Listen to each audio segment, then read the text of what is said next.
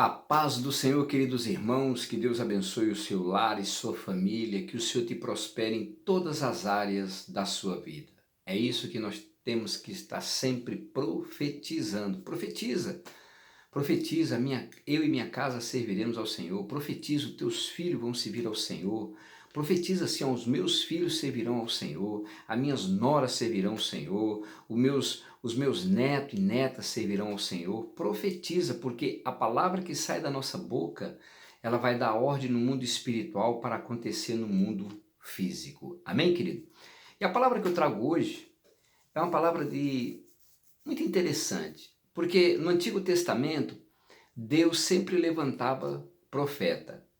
E o texto que eu vou ler agora, quem assumiu o reinado de Israel foi quem? Foi uma pessoa que conhecia a palavra de Deus.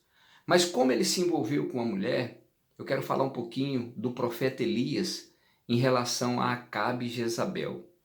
Todos sabem que Acabe sabia dos mandamentos do Senhor, mas Acabe resolveu fazer o quê? Se envolver com a mulher, a qual não era nada fácil. E muitas vezes acontece na vida das pessoas, tomam decisões erradas, aonde não tem como voltar, decisões que muitas vezes prejudica a caminhada, prejudica o relacionamento, prejudica como se diz, a vida espiritual, financeira e até mesmo amorosa, irmão. Então nós precisamos saber tomar a decisão certa para que nós venhamos ter entendimento e compreender aquilo que Deus quer para nós. E Deus, quando via o povo se desviando, quando via o povo se afastando da presença dele, o que ele fazia? Ele levantava profetas. E eu quero falar um pouquinho sobre o profeta Elias.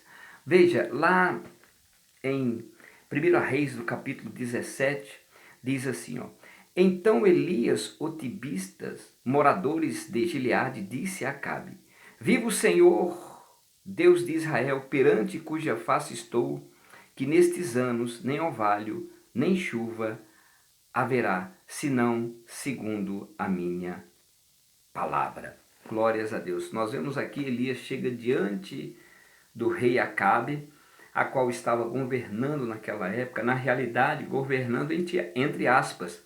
Quem governava realmente era Jezabel, porque tudo que ela falava ele aceitava, ele não estava acreditando.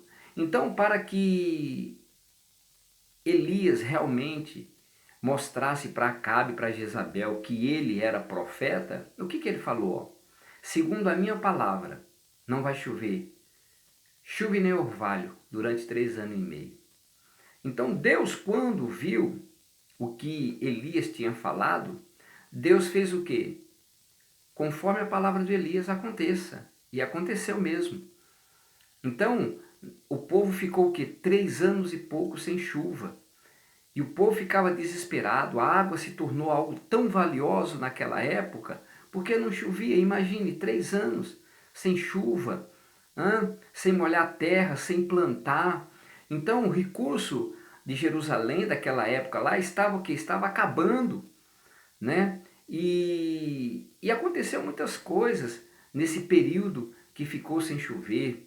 Veja que Elias ele falou conforme o quê? A palavra dele, não foi a palavra do Senhor. Ele não falou assim, ó, Deus falou que vai ficar, não. Ele falou segundo a palavra dele, que ia ficar o quê? 3 anos e meio sem chuva.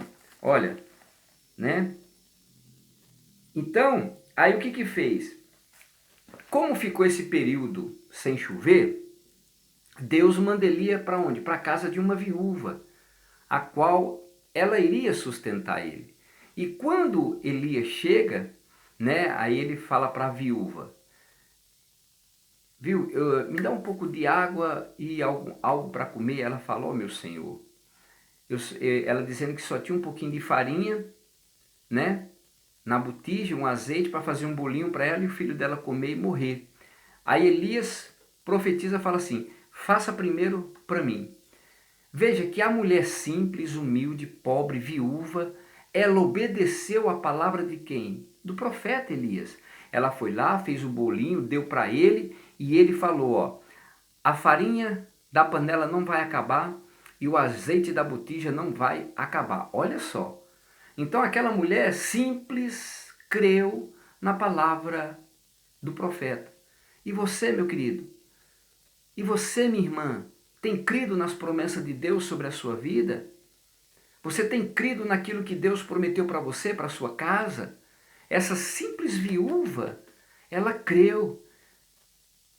Veja que Acabe não creu, mas essa simples viúva, ela creu. Só que Deus sabe que a pessoa não fica 3 anos e pouco comendo só bolo, enjoa, né? Aí Deus manda Elias, né, orar novamente. E veja que quando Elias falou que ia ficar 3 anos sem chover, aconteceu na hora. Mas só para que houvesse chuva, teve que fazer o quê? Elias teve que orar. E orou durante 7 dias para que a chuva viesse. Ele mandava o moço dele lá, corria, não estou vendo nada, Elias. Aí Elias continuava orando. Mandava o moço dele lá novamente, não estou vendo nada, Elias. E o Elias continuava orando. No 7º dia, aí o moço volta lá e fala assim, ó, eu vejo uma nuvem tamanho de uma pequena mão. Então Elias viu ali que Deus já tinha ouvido a oração dele. Você tem orado? Faz tempo que você tem orado? Faz tempo que as coisas não acontecem? Mas creia, continue orando, que Deus vai enviar essa chuva de bênção sobre a tua casa e sobre a tua família. E aconteceu, a chuva voltou e Elias continuou enfrentando o rei Acabe, né? Aí fala aqui no capítulo 18, fala assim, ó, e sucedeu que depois de muitos dias, a palavra do Senhor veio a Elias no 3º dia do ano, dizendo, vai, mostra-te a Acabe, porque darei chuva sobre a terra. Aí Elias se mostra diante de Acabe, por quê? Porque a fome era extrema em Samaria. E Acabe chamou Obadias, o mordomo, e o Obadias temia muito o Senhor. Então, né, Obadias era também um servo a qual temia ao Senhor. Então, Elias pegou, se apresenta diante de Acabe, porque Deus falou que ia mandar chuva, né? E nesse meio tempo, o que aconteceu? Elias faz o quê? Manda juntar os profetas de Baal e de Astarotes para fazer o quê? Para fazer um desafio para os profetas, para ver se era profeta. Olha, eu faço um desafio, ajunta todos os teus profetas e nós vamos no Monte Carmelo, e aquele Deus que responder com fogo, esse é o verdadeiro Deus. Né? Como todos sabem da história, fizeram o altar, eles ficaram clamando, se rasgando, se ferindo, até meio-dia Elias falou, ó, clama mais, quem sabe o teu Deus não está dormindo, quem sabe as coisas que estão acontecendo não está dormindo, entendeu? Quem sabe ele não está, como se diz, preocupado com alguma coisa, e o que aconteceu? Não aconteceu nada. Mas Elias fez o que? Restaurou o altar, fez um rego, encheu de água e orou, e veio o fogo do céu e todo mundo começou a gritar, só o Senhor é Deus.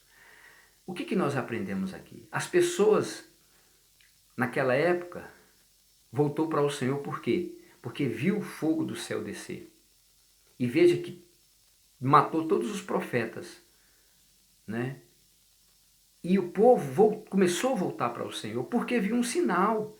E hoje em dia, irmão, muitas pessoas vêm para a casa de Deus através de um sinal. O maior sinal, irmão, que nós temos que ter é da palavra de Deus. A palavra que traz o alimento, a palavra que traz o fortalecimento, a palavra que faz você realmente reconhecer que você é um pecador, que você a palavra, porque a palavra ela vem nos exortar, a palavra ela vem nos dar o quê? O exortamento para que nós possamos fazer o quê? Buscar a presença do Senhor. Então, meu amado irmão, creia na palavra, creia no Senhor, comece a orar, comece a buscar a presença do Senhor, que Deus vai mover os céus e a terra ao teu favor. Continue orando. Eu não sei o que você está pedindo ao Senhor, mas o Senhor sabe do teu coração, o Senhor sabe da sua necessidade e Ele vai trazer a vitória para você. Amém? Vamos orar. Pai, obrigado pela tua palavra, que o Senhor possa ajudar os teus filhos e as tuas filhas, que eles realmente continuem buscando a tua presença, que eles saibam tomar decisões na vida, porque a decisão, Pai, tem muito efeito. Que o Senhor venha dar direção para eles em tudo que eles for fazer. Eu abençoo eles em nome do Pai, do Filho e do Espírito Santo de Deus. Amém e amém. Que o Senhor te abençoe, que o Senhor te guarde, no nome de Jesus. Amém e amém.